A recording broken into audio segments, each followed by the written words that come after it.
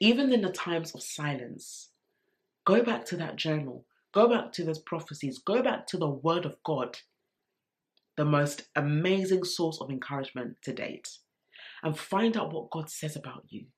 Find out what He says about you to the extent where you know who you are. And every day when you wake up, you will say, God, I know you are going to bless me today. Whether that is with peace of mind, whether that is with good health, whether that is with great friends, whether that is with an amazing church family, whether that is promotion at your workplace, remember that God is in the business of blessing His people. He does not forget His own. He does not forget. And I don't want you to forget either. So be encouraged as you remember the goodness of God. We know that all our lives God has been faithful. He has been. Even when we have been faithless, God remains faithful.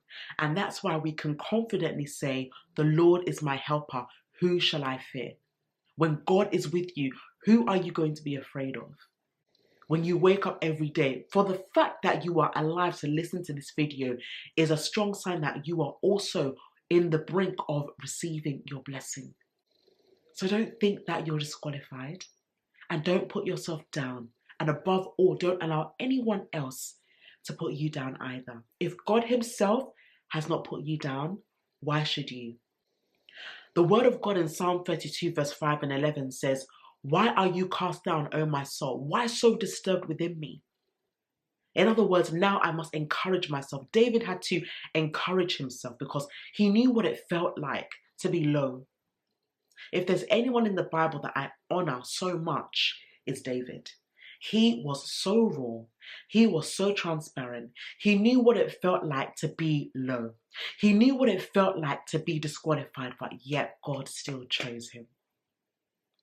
How much more not you? How much more? How much more?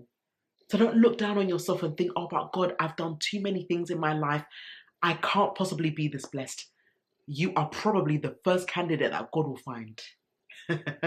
Because this God that we serve, He will use the worst. When people say you're the worst, He will choose that person to glorify His name. And this is why we should never be upset or worried about what people say. Because sometimes what people say can promote God, can trigger God to just choose you. Because indeed, the word of God says that He uses the foolish things of the world to confound the wise.